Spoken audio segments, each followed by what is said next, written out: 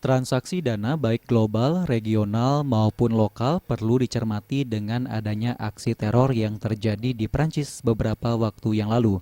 Bahkan tercetus ancaman untuk Pulau Bali sebagai sasaran berikutnya. Tentunya ini harus diperhatikan terutama aliran dana teroris ke perbankan yang ada di Provinsi Bali. Di dunia perbankan ada beberapa cara untuk mencegah aliran dana tersebut. Pengamat ekonomi Wiraguna Bagus Oka menyatakan salah satu cara yang bisa dilakukan perbankan yakni Know Your Customer, di mana perangkat aturan bank yang dapat mengendalikan pemahaman profil nasabah bank. Ada dari PPATK yang namanya TPPU, transaksi pencucian uang ya. Nah itu pun sangat juga ketat pencegahnya. Cuman yang ketiga ini, secara lokal memang pemerintah harus mempunyai perangkat koordinasi yang kuat untuk melakukan pencegahan-pencegahan ini.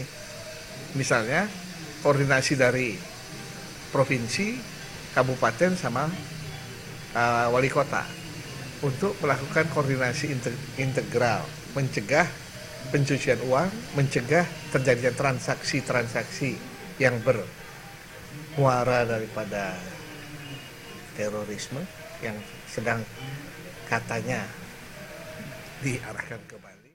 Wiraguna menambahkan, pemerintah harus memiliki perangkat koordinasi yang kuat untuk melakukan pencegahan aliran tersebut, misalnya dengan koordinasi dari provinsi, kabupaten, dan wali kota yang bertujuan untuk mencegah pencucian uang serta transaksi-transaksi yang dilakukan terorisme, sehingga aliran dana teror ke dunia perbankan tidak dapat dilakukan.